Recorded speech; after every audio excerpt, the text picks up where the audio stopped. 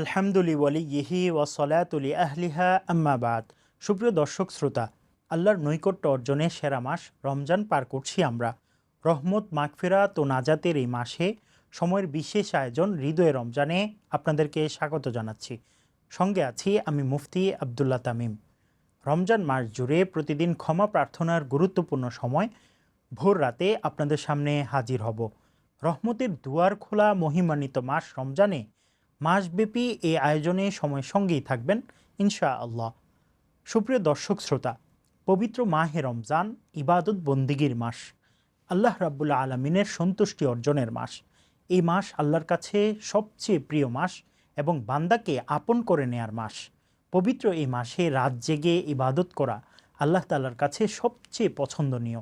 তাই আল্লাহর প্রিয় বান্দারা আরামের ঘুমকে ত্যাগ করে রাত জেগে ইবাদতে মশগুল থাকেন। সুপ্রিয় দর্শক শ্রোতা, আল্লাহ তাআলার ইবাদতসমূহের মাঝে মূল ইবাদত হলো নামাজ। পবিত্র কোরআনে আল্লাহ রাব্বুল আলামিন নামাজ প্রতিষ্ঠার জন্য বারবার মনোযোগ আকর্ষণ করেছেন। কোথাও নামাজের হেফাজতের নির্দেশ দেওয়া হয়েছে, কোথাও রীতিমতো নামাজ পড়ার নির্দেশ রয়েছে, আবার কোনো স্থানে সময় মতো নামাজ পড়ার নির্দেশ রয়েছে। মূলত আল্লাহ তাআলা সমগ্র মানব জাতি সৃষ্টি করেছেন কেবলমাত্র তার ইবাদত করার জন্যই। আমাদের সবার লক্ষ্য উদ্দেশ্য আল্লাহ তাআলার সন্তুষ্টি অর্জন। আমরা নামাজ রোজা ঠিকই করছি আর তার সন্তুষ্টির আকাঙ্ক্ষাও রয়েছে, কিন্তু তারপরেও কেন আমরা তার সন্তুষ্টি অর্জন করতে পারছি না? এটা কি আমরা কখনো ভেবে দেখেছি? এর মূল কারণ হচ্ছে যেভাবে আমাদের ইবাদত বন্দিগি করা উচিত ছিল সেভাবে হয়তো আমরা করছি না। ফরজ ইবাদতের পাশাপাশি নফল ইবাদতগুলোর দিকে হয়তো আমরা দৃষ্টি দিচ্ছি না। সুপ্রিয় দর্শক শ্রোতা, এই যে রমজান মাস চলে যাচ্ছে, আমরা কজন এমন আছি যারা শেষ রাতে উঠে তাহাজ্জুদ নামাজ আদায় করছি? কজন শেষ রাতে চোখের জলে জায়নামাজ ভিজিয়েছি? আমরা হয়তো মাসেও একদিন রাতের বিশেষ নামাজ তাহাজ্জুদ আদায় করি না। ইবাদতের মধ্যে তাহাজ্জুদ নামাজের গুরুত্ব অনেক অনেক বেশি। তাহাজ্জুদ নামাজের মাধ্যমে বান্দা গভীরভাবে আল্লাহ রাব্বুল আলমিনের ধ্যানে মগ্ন হওয়ার সুযোগ পায়। রাতের এই নামাজ মানুষকে আল্লাহমুখী ও তার সন্তুষ্টির পানে নিয়ে যায়। আর রোজার দিনগুলোতে বান্দা যখন বিশেষভাবে তাহাজ্জুদ নামাজের জন্য দণ্ডায়মান হয়ে দোয়ায় রত হবেন, তখন আল্লাহ তার প্রতি দয়া ও ক্ষমার আচরণ করবেন, বান্দার দোয়া কবুল করে নেবেন।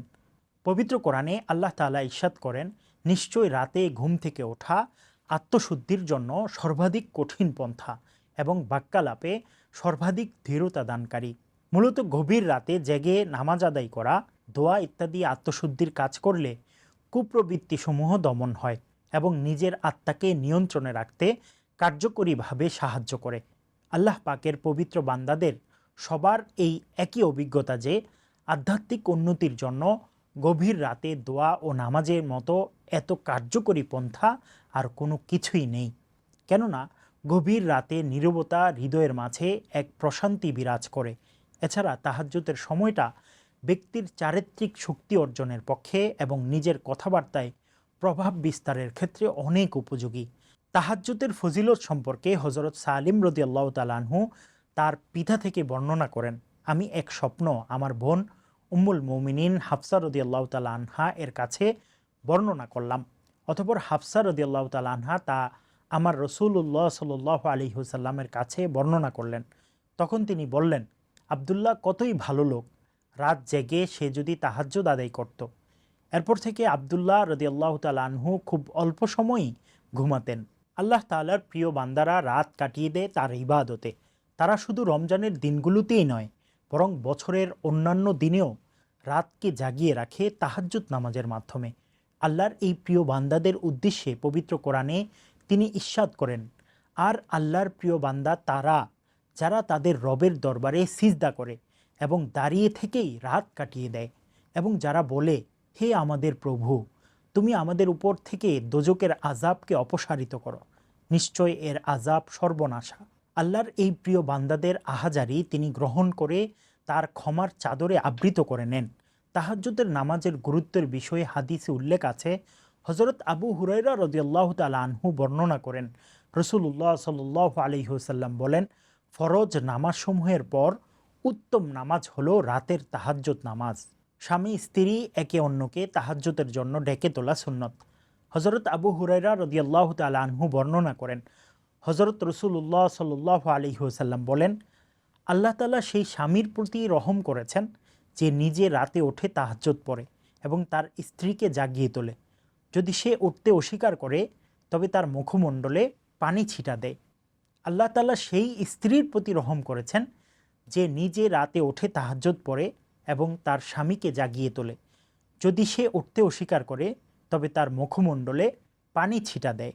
সুবহানাল্লাহ।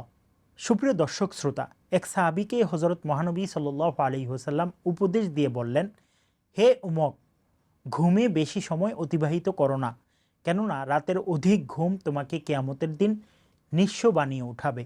হজরত আবু হুরায়রা রাদিয়াল্লাহু তাআলা আনহু বর্ণনা করেছেন যে রাসূলুল্লাহ সাল্লাল্লাহু আলাইহি সাল্লাম বলেছেন, প্রতি রাতের শেষ 1/3 আল্লাহ জমিনের কাছাকাছি আসমানে নেমে এসে তার বান্দাদেরকে আহ্বান জানিয়ে বলতে থাকে, কে আছো যে আমার কাছে প্রার্থনা করবে যাতে আমি তার প্রার্থনা জবাব দিতে পারি?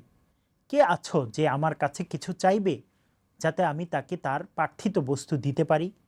কে আছো যে আমার কাছে ক্ষমা চাইবে যাতে আমি তাকে ক্ষমা করতে পারি? সুবহানাল্লাহ। আল্লাহ রাব্বুল আলামিন আমাদেরকে পবিত্র মাহে রমজানের অবশিষ্ট দিনগুলোতে আরও অধিক হারে রাতের বিশেষ ইবাদতে কাটানোর তৌফিক দান করুন।